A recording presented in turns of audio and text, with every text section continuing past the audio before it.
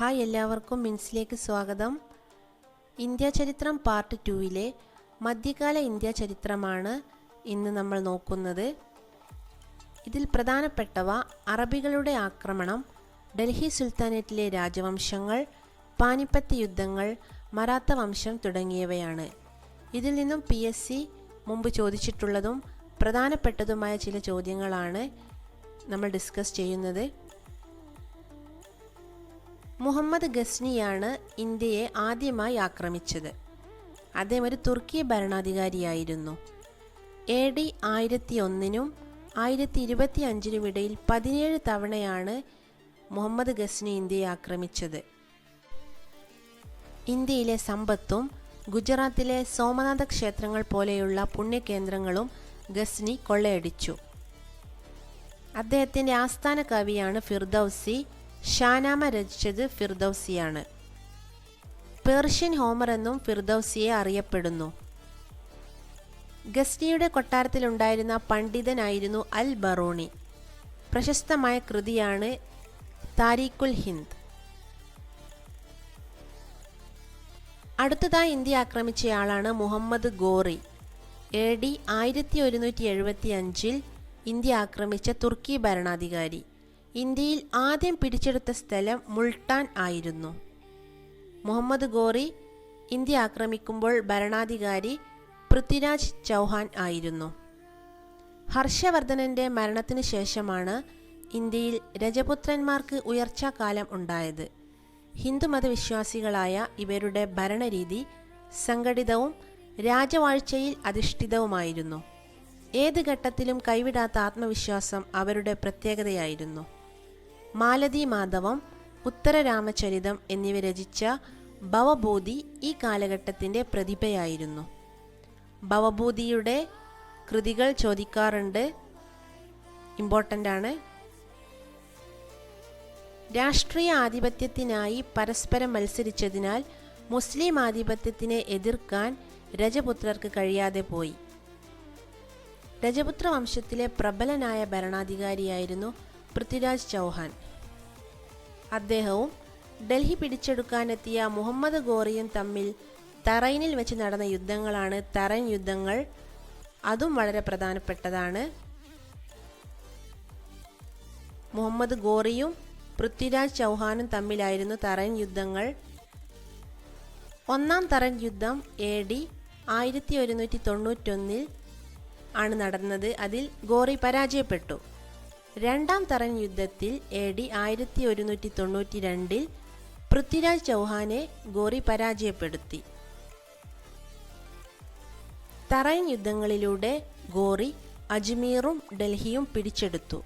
പിന്നീട് കനൗജ്, ബനാറസ് തുടങ്ങിയ കീഴടക്കിയ ശേഷം വടക്കേ ഇന്ത്യയിലെ ഭൂരിഭാഗം പ്രദേശങ്ങളും നിയന്ത്രണത്തിലാക്കി. ഇന്ത്യയിൽ മുസ്ലിം സാമ്രാജ്യം സ്ഥാപിച്ചു. അദ്ദേഹത്തിന് ശേഷം സൈനികോദ്യോഗസ്ഥൻ കുത്തുബുദ്ദീൻ ഐബക്ക് സ്വതന്ത്ര ഭരണം നടത്തുകയും അടിമവംശം എന്ന പേരിൽ ഒരു പുതിയ രാജവംശം സ്ഥാപിക്കുകയും ചെയ്തു. ഇത് ഡൽഹിയിലെ സുൽത്താൻ ഭരണത്തിന് തുടക്കമിട്ടു.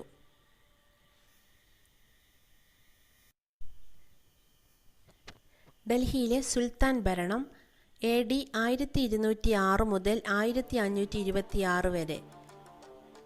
അതിൽ ഭരണം നടത്തിയത് അടിമവംശം, ഖിൽജി വംശം, തുഗ്ലക് വംശം, സയ്യിദ് വംശം, ലോധി വംശം. ഇതിൽ അടിമവംശം 1206 മുതൽ 1290 വരെയാണ് ഭരണം നടത്തിയത്. മുഹമ്മദ് ഗോറിയുടെ അടിമയും വിശ്വസ്തനുമായിരുന്ന കുത്തുബുദ്ദീൻ ഐബക്ക് ആണ് അടിമവംശം സ്ഥാപിച്ചത്. ഇന്ത്യയിലെ ആദ്യ മുസ്ലിം രാജവംശമാണ് അടിമവംശം. ലക്ഷങ്ങൾ ദാനം ചെയ്യുന്നവൻ എന്നർത്ഥം വരുന്ന ലാഖ് ബക്ഷ് എന്നറിയപ്പെട്ടു അദ്ദേഹം. പേർഷ്യനായിരുന്നു ഇക്കാലത്തെ ഔദ്യോഗിക ഭാഷ. കുത്തുബുദ്ദീൻ ഐബക്കിൻ്റെ തലസ്ഥാനം ലാഹോർ ആയിരുന്നു. ഇതെല്ലാം ക്വസ്റ്റ്യൻസായി വരാറുണ്ട്. കുത്തുബ് മിനാറിൻ്റെ നിർമ്മാണം പൂർത്തിയാക്കിയത് കുത്തുബുദ്ദീൻ ഐബക്ക്, റസിയ സുൽത്താന, ബാൽബൻ, ഇൽത്തുമിഷ്.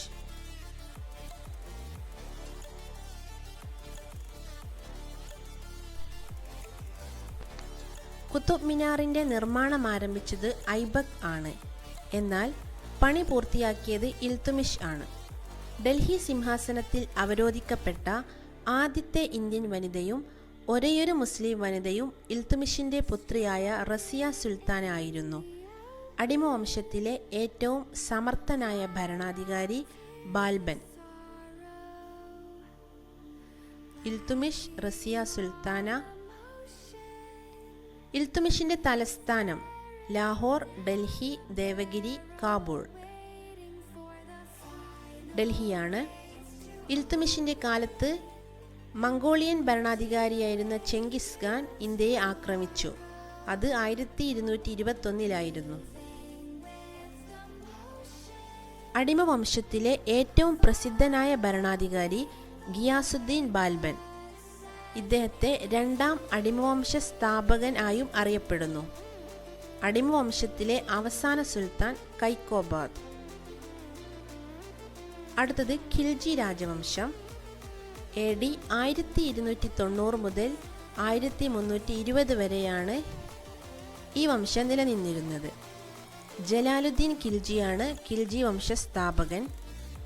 അടിമവംശത്തിലെ അവസാന രാജാവായ കൈക്കോബാദിനെ വധിച്ച് പടുത്തുയർത്തിയ ഈ വംശത്തിലെ പ്രസിദ്ധനായ രാജാവ് അലാവുദ്ദീൻ ഖിൽജിയാണ്.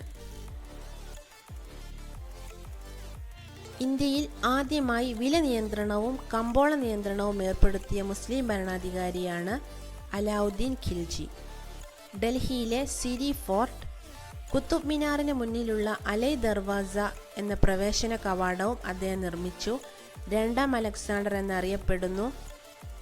ബോൾഡായി കൊടുത്തിട്ടുള്ള എല്ലാം പ്രീവിയസ് ആയി വന്ന ക്വസ്റ്റ്യൻസ് ആണ്, ഓർത്തു വെക്കുക. മാലിക് കഫൂർ. അലാവുദ്ദീൻ ഖിൽജിയുടെ സേനാനായകനായിരുന്നു മാലിക് കഫൂർ. മാലിക് കഫൂർ ആദ്യം ആക്രമിച്ച തെക്കേ ഇന്ത്യൻ പ്രദേശം ദേവഗിരി. ഇനി ഇന്ത്യയുടെ തത്ത എന്നറിയപ്പെട്ടിരുന്നത് അമീർ ഖുസ്രു, ഇബ്നു ബത്തൂത്ത, അൽ ബറൂണി, ഫിർദൌസി. അമീർ ഖുസ്രുവാണ് ഇന്ത്യയുടെ തത്ത എന്നറിയപ്പെട്ടിരുന്നത്. അലാവുദ്ദീൻ ഖിൽജിയുടെ ആസ്ഥാന കവിയായിരുന്നു ഇദ്ദേഹം. ഉറുദു ഭാഷയുടെ പിതാവ്, ഉറുദു ഹോമർ എന്നും അറിയപ്പെട്ടിരുന്നു. അമീർ ഖുസ്രു രചിച്ച പ്രണയകാവ്യമാണ് ലൈല മജ്നു. അടുത്തത് തുഗ്ലക് വംശം. 1320 മുതൽ 1414 വരെയാണ്. ഗിയാസുദ്ദീൻ തുഗ്ലക് ആണ് വംശസ്ഥാപകൻ. പ്രസിദ്ധനായ ഭരണാധികാരി മുഹമ്മദ് ബിൻ തുഗ്ലക്. മുഹമ്മദ് ബിൻ തുഗ്ലക് ഡൽഹിയിൽ നിന്ന് തലസ്ഥാനം ദൗലത്താബാദിലേക്ക് മാറ്റി. ബുദ്ധിമാനായ വിഡ്ഢി എന്ന ഇദ്ദേഹം അറിയപ്പെട്ടു. യഥാർത്ഥ പേര് ജുന ഖാൻ. ഇനി മുഹമ്മദ് ബിൻ തുഗ്ലക്കിനെ വൈരുദ്ധ്യങ്ങളുടെ സങ്കലനം എന്ന് വിശേഷിപ്പിച്ചത് Ibnu Battuta, Vincent Smith, Edward Thomas. ഇവരെല്ലാം മുഹമ്മദ് ബിൻ തുഗ്ലക്കുമായി ബന്ധപ്പെട്ടിട്ടുള്ള ആളുകളാണ്. വൈരുദ്ധ്യങ്ങളുടെ സങ്കലനം എന്ന് ഇദ്ദേഹത്തെ വിശേഷിപ്പിച്ചത് ഇബ്നു ബത്തൂത്തയാണ്. ബുദ്ധിമാനായ വിഡ്ഢി എന്ന് വിൻസെന്റ് സ്മിത്ത്. നാണയ നിർമ്മാതാക്കളുടെ രാജകുമാരൻ എന്ന് വിളിച്ചത് Edward Thomas. AD 1398 Timur India ആക്രമിച്ചു. അവസാന തുഗ്ലക് രാജാവ് ഫിറോസ് ഷാ തുഗ്ലക് ആയിരുന്നു. ഫിറോഷാബാദ്, ഫിറോസ് ഷാ കോട്ട്ല, യമുന കനാൽ എന്നിവ ഇദ്ദേഹമാണ് പണി കഴിപ്പിച്ചത്. തുഗ്ലക് വംശത്തിന് ശേഷം സയ്യിദ് വംശം. 1414 മുതൽ 1451 വരെ. അതിലെ സ്ഥാപകൻ കിസിർ ഖാൻ. അവസാന ഭരണാധികാരി അലാവുദ്ദീൻ ആലം ഷാ. ഇദ്ദേഹത്തെ 1451 ബഹ്ലോൽ ലോധി പരാജയപ്പെടുത്തുകയും ലോധി വംശം സ്ഥാപിക്കുകയും ചെയ്തു. അടുത്തത് ലോധി രാജവംശം. 1451 മുതൽ 1526 വരെ. സ്ഥാപകൻ ബഹ്ലോൽ ലോധി. ഇന്ത്യ ഭരിച്ച ആദ്യ പത്താൻ വംശക്കാരാണ് ഇവർ. ഡൽഹി ഭരിച്ച അവസാന സുൽത്താൻ വംശമാണ് ലോധി. അവസാനത്തെ ഭരണാധികാരി ഇബ്രാഹിം ലോധിയാണ്. ആഗ്ര നഗരം സ്ഥാപിച്ചത് ഇബ്രാഹിം ലോധി, ഫിറോസ് ഷാ തുഗ്ലക്, അക്ബർ, സിക്കന്ദർ ലോധി. സിക്കന്ദർ ലോധിയാണ് ആഗ്ര നഗരം സ്ഥാപിച്ചത്. ഇദ്ദേഹം തലസ്ഥാനം ഡൽഹിയിൽ നിന്നും ആഗ്രയിലേക്ക് മാറ്റി. ഗുൽറുക്കി എന്ന തൂലികാ നാമത്തിൽ പേർഷ്യൻ കൃതികൾ ഇദ്ദേഹം എഴുതിയിരുന്നു. ലോധി വംശത്തിൽപ്പെട്ട ദൗലത് ഖാൻ ലോധിയാണ് ബാബറിനെ ഇന്ത്യയിലേക്ക് ക്ഷണിച്ചത്. കാബൂളിലെ രാജാവായിരുന്ന ബാബർ 1526 ഒന്നാം പാനിപ്പറ്റ് യുദ്ധത്തിൽ അവസാന ലോധി രാജാവ് ഇബ്രാഹിം ലോധിയെ പരാജയപ്പെടുത്തി ഡൽഹിയും ആഗ്രയും കൈയടക്കുകയും മുഗൾ രാജവംശം സ്ഥാപിക്കുകയും ചെയ്തു. ഒന്നാം പാനിപ്പറ്റ് യുദ്ധം വളരെ പ്രധാനപ്പെട്ടതാണ്, ഓർത്തുവെക്കുക. മുഗൾ സാമ്രാജ്യ സ്ഥാപകനാണ് ബാബർ. അദ്ദേഹത്തിൻ്റെ ആത്മകഥയാണ് തുസൂഖ് ഇ ബാബരി, ബാബർ നാമ എന്നും അറിയപ്പെടുന്നു. ഇന്ത്യയിൽ മുഗൾ ഭരണത്തിന് തുടക്കം കുറിച്ച യുദ്ധം ആണ് ഒന്നാം പാനിപ്പറ്റ് യുദ്ധം. ആദ്യമായി പീരങ്കിപ്പട, വെടിമരുന്ന് എന്നിവ ഉപയോഗിച്ചത് ബാബറാണ്. ബാബറിൻ്റെ ശവകുടീരം സ്ഥിതി ചെയ്യുന്നത് ഡൽഹി, ആഗ്ര, കാബൂൾ, ദേവഗിരി. കാബൂളിലാണ്. ഏറ്റവും കുറച്ചു കാലം ഭരിച്ച മുഗൾ ചക്രവർത്തിയാണ് ഇദ്ദേഹം. മുഗൾ രാജവംശത്തെ ഓർത്തിരിക്കാൻ ബാദ്ഷാ എന്നോർക്കുക. ബാബർ, ഹുമയൂൺ, അക്ബർ, ജഹാംഗീർ, ഷാജഹാൻ, ഔറംഗസേബ്.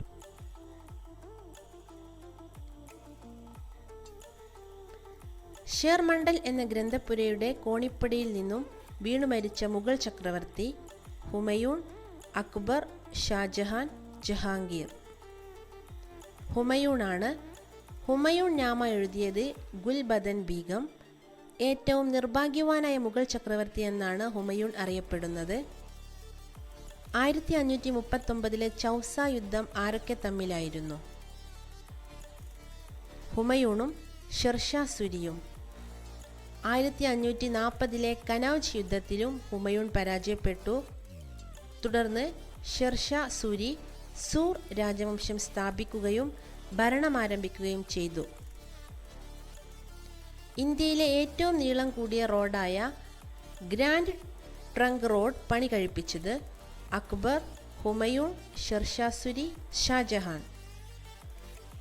ഷെർഷാ സൂരി ഈ റോഡ് കൽക്കട്ടയെയും പെഷവാറിനെയും ബന്ധിപ്പിച്ചിരുന്നു. റുപ്യ എന്ന നാണയ സമ്പ്രദായം ഇന്ത്യയിൽ ആരംഭിച്ചത് ഷെർഷയാണ്. പുരാന കിലയുടെ പണി പൂർത്തിയാക്കിയതും അദ്ദേഹമാണ്. ആദിൽ ഷാ സൂരിയാണ് സൂർ രാജവംശത്തിലെ അവസാന രാജാവ്. ഇന്ത്യ ചരിത്രത്തിലെ ഏറ്റവും പ്രസിദ്ധനായ മുഗൾ ചക്രവർത്തിയായിരുന്നു ഹുമയൂണിൻ്റെ പുത്രനായ അക്ബർ. അക്ബറും ഹെമുവും തമ്മിലായിരുന്നു രണ്ടാം പാനിപ്പറ്റ് യുദ്ധം. 1556 ഹെമു പിടിച്ചടക്കിയ ആഗ്രയും ഡൽഹിയും അക്ബർ തിരിച്ചെടുത്തു. ഒന്നാം പാനിപ്പറ്റ് യുദ്ധം ബാബറും ഇബ്രാഹിം ലോധിയും തമ്മിൽ 1526. രണ്ടാം പാനിപ്പറ്റ് യുദ്ധം അക്ബറും ഹെമുവും തമ്മിൽ 1556. ആഗ്ര കോട്ട, പഞ്ച്മഹൽ, ലാഹോർ കോട്ട, ജോധാബായിയുടെ കൊട്ടാരം എന്നിവ പണി കഴിപ്പിച്ചത് അക്ബറാണ്. നിരക്ഷരനായ മുഗൾ ചക്രവർത്തിയായിരുന്നു അദ്ദേഹം. അക്ബറുടെ സദസ്സിലെ പ്രസിദ്ധ സംഗീതജ്ഞൻ താൻസൻ, രാജ തോഡർമാൾ, ബീർബൽ, അബുൽ ഫൈസൽ ഇവരെല്ലാം ഇദ്ദേഹത്തിൻ്റെ സദസ്സുമായി ബന്ധപ്പെട്ടവരാണ്. താൻസൻ സംഗീതജ്ഞനായിരുന്നു. കവികളാണ് അബുൽ ഫൈസി, അബുൽ ഫസൽ. അബുൽ ഫൈസൽ എഴുതിയ കൃതികളാണ് അക്ബർ നാമ, ഐനി അക്ബരി. രാജ തോഡർമാൾ അക്ബറിൻ്റെ റവന്യൂ മന്ത്രിയായിരുന്നു. ഇവരെല്ലാവരും പ്രധാനപ്പെട്ട ആൾക്കാരാണ്.